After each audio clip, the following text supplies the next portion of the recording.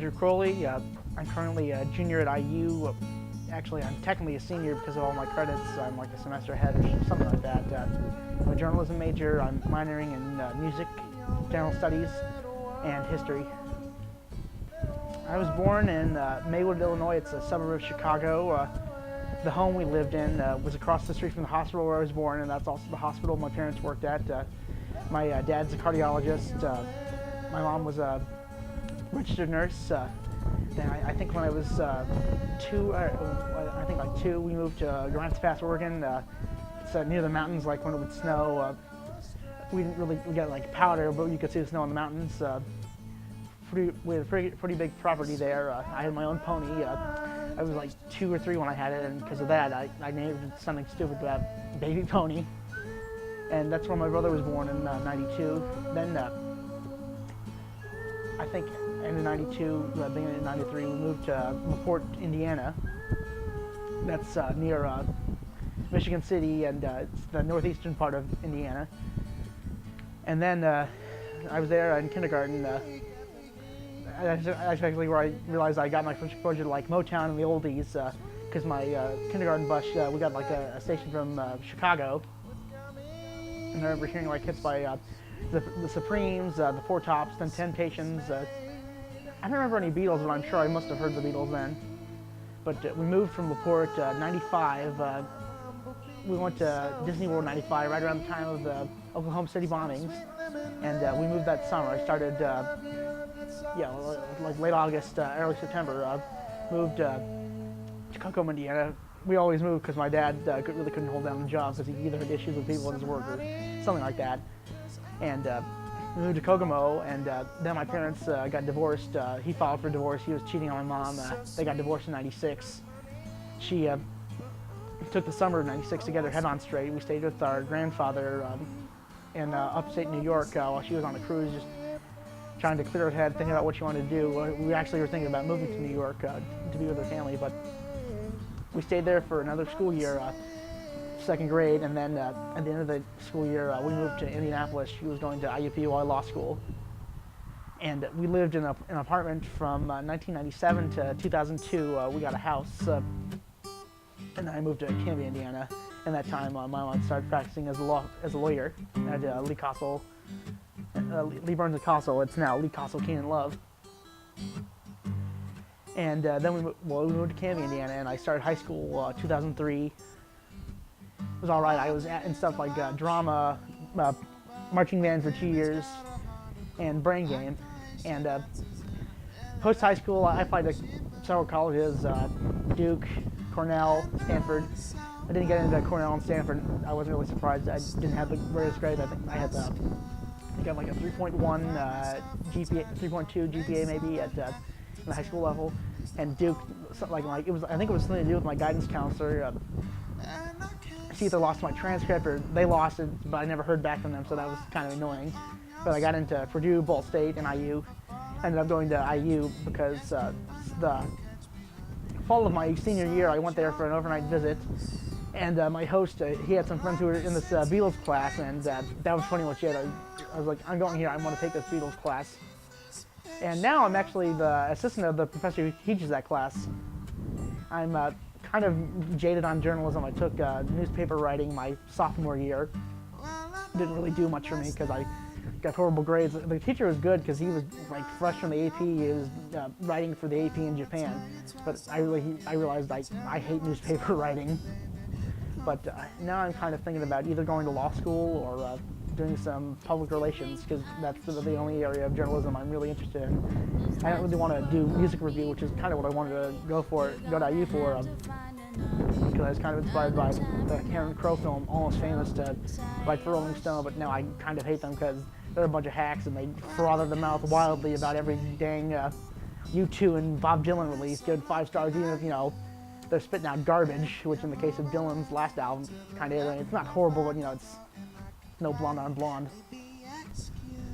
Yeah, I moved around a lot. I mean, I'm a fat kid, so that's another struggle because you're not really popular with the ladies and people pick on you. Which you really didn't have too much in high school. Maybe because I was a smart kid, so they like to bum answers off me, so they didn't want to piss me off. Oh yeah, honestly, it really didn't. I don't know if it really affected me. Like, I wasn't crying or anything. I know it affected my brother more because my mom said that before he left, he slept with the lights off. But when my dad left, like, he started sleeping with the lights on. But actually, it was kind of good that he left. I mean, I got a video game system that Christmas N64, the first one, because my dad thought that we, spent too much time on the computers instead of going outside. Which, I mean, video games instead of going outside. Which, I mean, I was already kind of sick of outside by that point. But I was mostly inside reading, and I was a bookish kid. But I'd also developed my sense of humor, I think, because my mom was, kind of down then. But I started making fun of my dad, and then my sense of humor developed from there. I think I have a pretty good sense of humor. Honestly, I don't think there's anything sacred. I'll make fun of everything and anything. The American Dream, well, the one most of us are sold on is like the one post-World War II, where we have like the booming economy, the idea of white picket fence in a Levittown, 2.5 kids, a wife, Protestant, that sort of thing. But that's not exactly how I interpret that. For me, the American Dream is being able to do a job you like that pays decently, and to live like life as you choose without having to worry about paying your bills or that sort of thing. Basically, it's like the idea of pursuit of happiness. I just want to be happy. Sure, 5 years. I don't really know where I'd be. I know I don't want to be anywhere that's too cold. Winter doesn't do well for me. It's exacerbates the skin condition, and I'm more miserable than usual in the winter. It's like Morrissey exposed to radiation, so it's like 100-foot tall Morrissey singing about a vicar in a tutu while destroying New York City. And I want to be somewhere warmer. I wouldn't mind being in California or like somewhere on the East Coast where there's the winter's not too harsh. I wouldn't mind working like in public relations or some form of journalism, but honestly, I think I'll be practicing law because I'm kind of interested in that. Maybe I don't know if I want to do med mal like my mother, or maybe I'd want to do something entertainment related, or maybe I'd work for like the ACLU because I'd like to help people. I think anything that could prevent me from my dreams. My mother, to an extent, I can see her point kind of. She wants me to go to law school if I do go at IUPUI because I'll be downtown. Be able to live at home, which would kind of suck just because I don't really like living there anymore. Nothing against that, but just I kind of want to break free, get out on my own. Because it'd be convenient because I already have connections with the law firm. I'd be able to intern there, I suppose, and she'd be able to help me with the work, and it'd be cheaper. But I kind of like to go away for school just to get out of Indiana for a while because I'm kind of sick of this place, to be told. Truth be told. Well, there's this man called the Undertaker. He undresses you, fills your body full of vile, foamy liquids. Then 6 other men, in my case, I'll probably have to pay them because I don't have any friends, will lower me into the ground, or will be devoured by worms, or they'll burn me up like a bad cookie.